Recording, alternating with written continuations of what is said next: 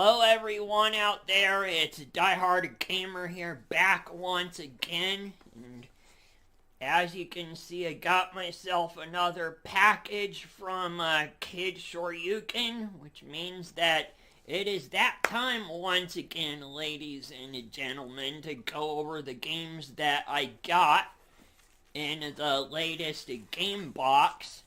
The last game box for this year as well, by the way, so not gonna waste any more time. I'm gonna get right down to it.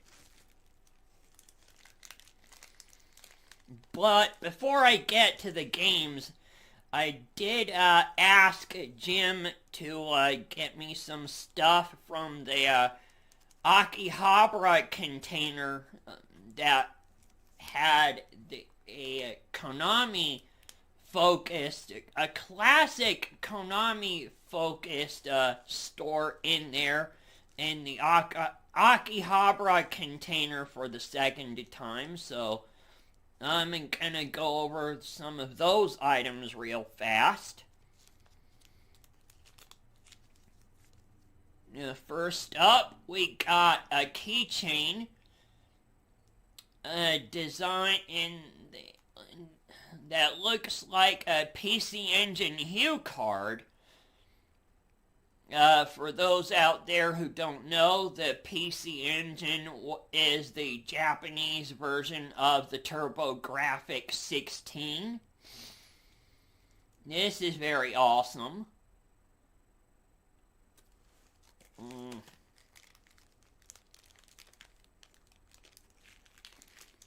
And second up, I got these two Gradius pins.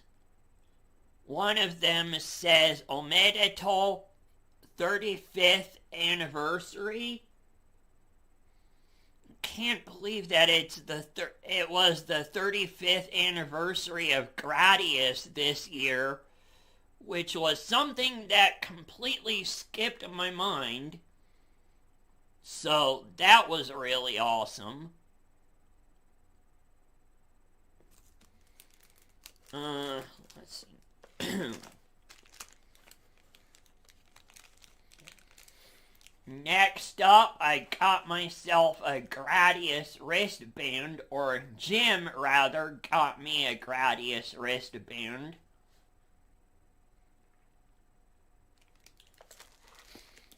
And, let's see. Last but not least, I got this, which I think is a sticker of some kind.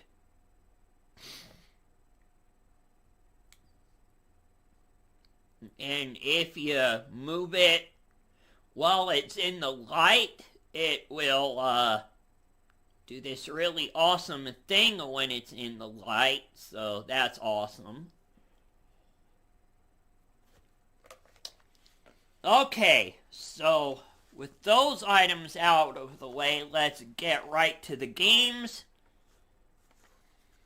First up is the Japanese version of Ghost in the Shell for the original PlayStation. This game did get a North American release here in North America.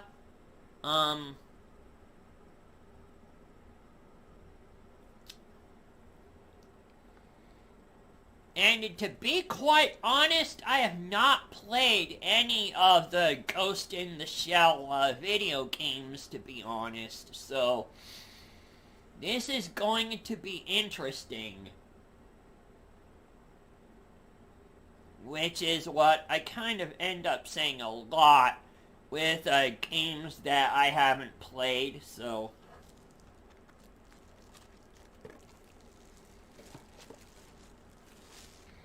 Okay, so next up is Yakuchu Sentai Ranger for the original PlayStation. Ranger, of course, being the 25th anniversary season for the Super Sentai series.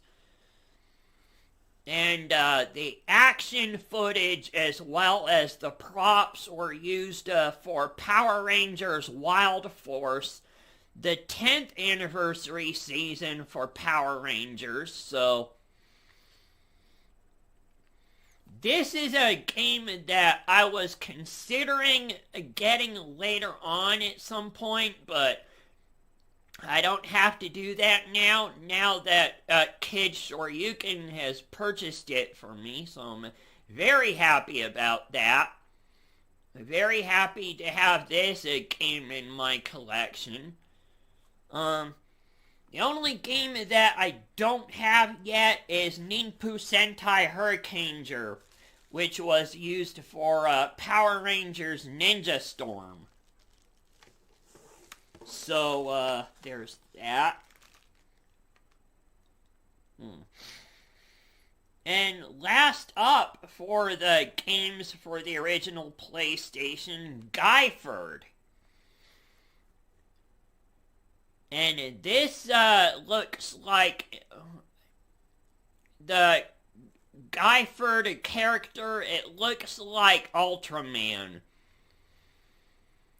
And that's like, I don't know if that's really the case because I haven't hooked up my Japanese PS2 Slim to test these games out yet, which is what I probably should do.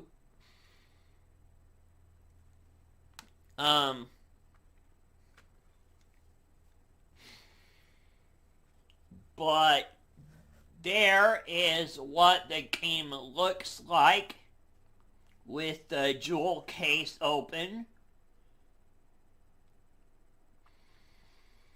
I really like the Japanese PlayStation 1 games as far as the CDs go, because they look really awesome.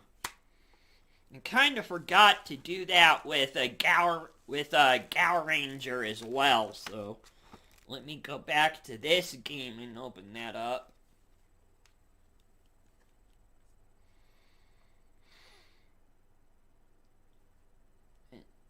There you guys can see the logo for the Blazing Lion, as well as the logo for the game, as well as the name of the show. There you go.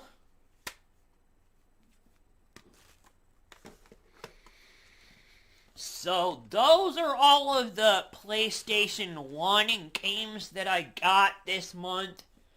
So moving on to the PlayStation 2 games that I got.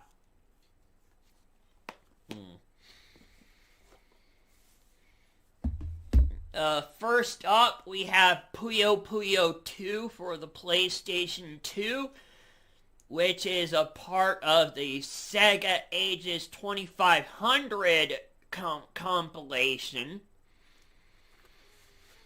If you folks have played Dr. Robotnik's Mean Bean Machine on the Sega Genesis, that was originally a Puyo Puyo game as well. I don't know which Puyo Puyo game that was, by the way, so you're gonna have to forgive me on that, but I think I was playing a Puyo Puyo game. No, it wasn't. I was confusing Yoshi's Cookie with something else, so. But I will definitely check this game out when I get my Japanese PS2 Slim hooked up, so. There's Puyo Puyo 2. Next up is the Japanese version of Guilty Gear X Plus by Arc System Works. I do have one of the other Guilty Gear games in my collection, but I unfortunately didn't do a good job with that game. Guilty Gear is one of those franchises that takes some time to learn, but years to master, in my opinion. So, I really like the artwork on the front for this game, as well as the artwork on the back, which is really awesome, too.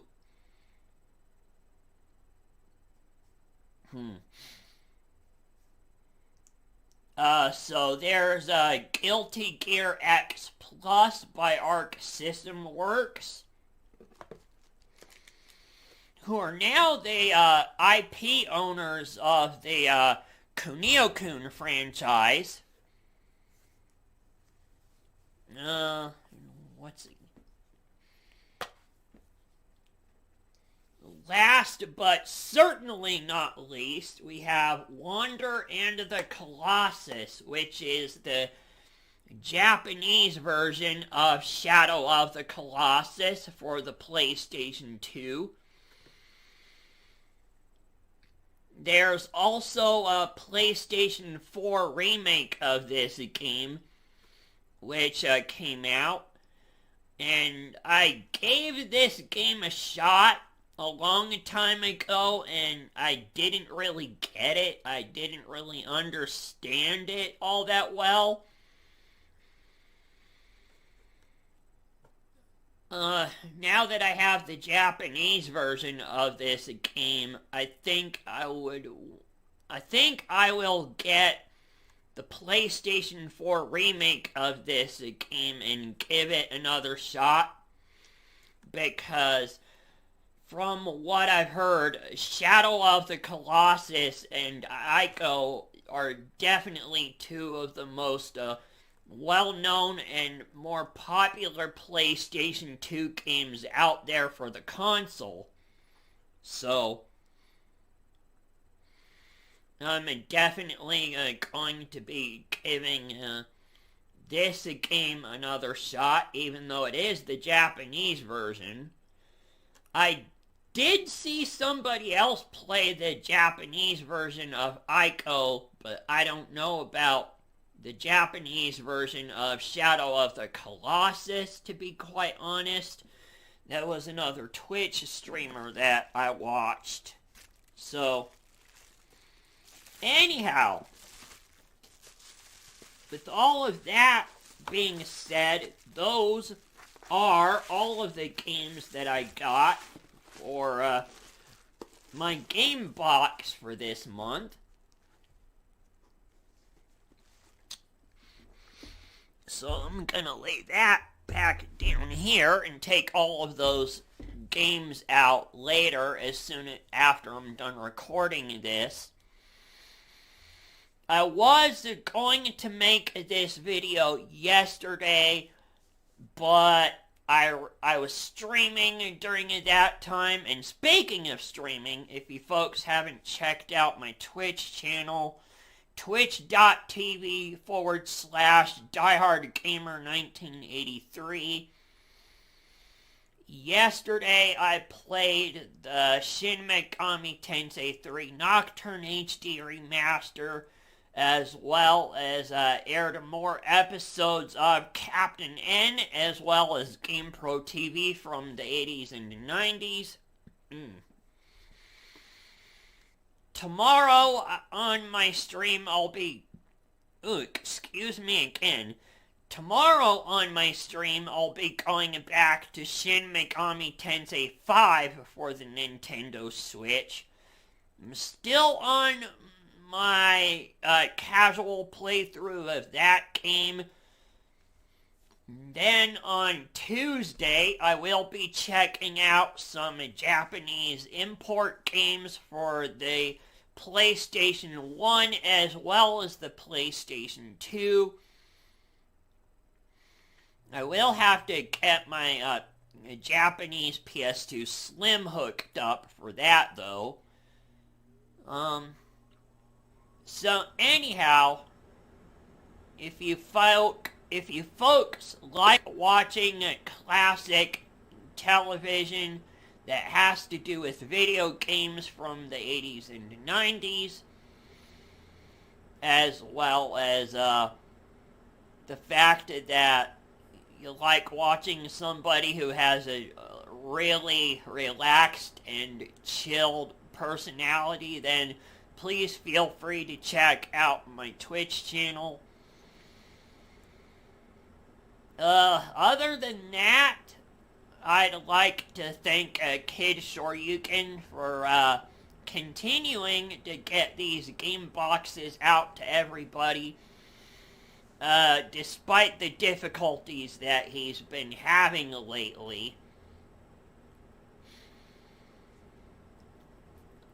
And, I don't know if he's found any Ultraman games or, any of the great battle games that he's reviewed for Import Game of the Day, but if he does end up finding some of those games, then please feel free to pick them up when you do see them.